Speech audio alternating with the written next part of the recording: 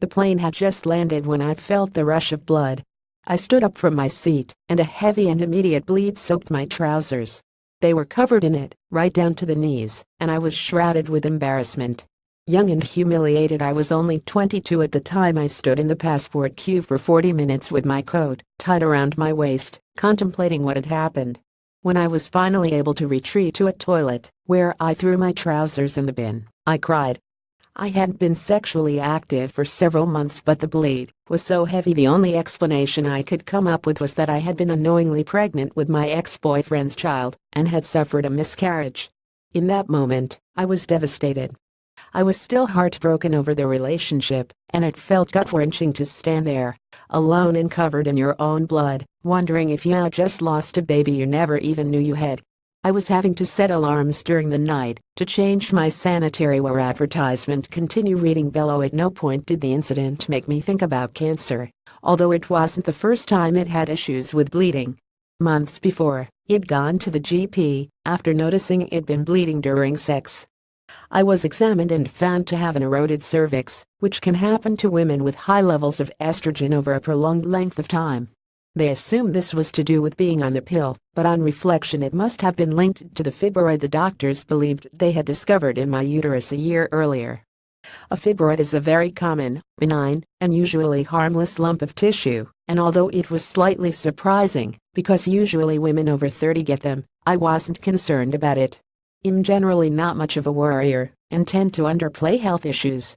My periods had grown slightly heavier in the lead up to the incident on the plane, but it wasn't until that happened that I felt compelled to go back to the doctor. They confirmed I hadn't miscarried, but refused to rescan me to check everything was okay with my fibroid. Because I was young, I got the feeling they thought there wasn't much reason to worry too extensively about my gynecological health, and instead they put my heavy bleed down to stress. I told them I hadn't been stressed. Now I was stressed because I wanted answers, and I wasn't getting them. The weeks rolled on, and my periods became unmanageably heavy. I was having to set alarms during the night to change my sanitary wear. I was unable to exercise during my week-long period, and it was beginning to rule my life. In January 2016 I started to feel dizzy, lightheaded and tired. My words started to jumble, and I was unable to keep my eyes open by 2 p.m. I went to my GP and found I was severely anemic. My doctor finally ordered scans, and by this point they confirmed I now had 2 fibroids, which needed removing. Advertisement continue reading below. We was finally getting taken seriously, and surgery was ordered. It took 8 months for the procedure to get booked in, but when it eventually came around, I didn't for one moment expect they'd find what they did. How could I, me, have cancer? After removing what they'd previously assumed was a fibroid, doctors realized what I actually had was an extremely rare uterine tumor. Actually, I had 2. And although they'd managed to remove one, the other was embedded deep in the wall of my womb and wasn't removable by surgery.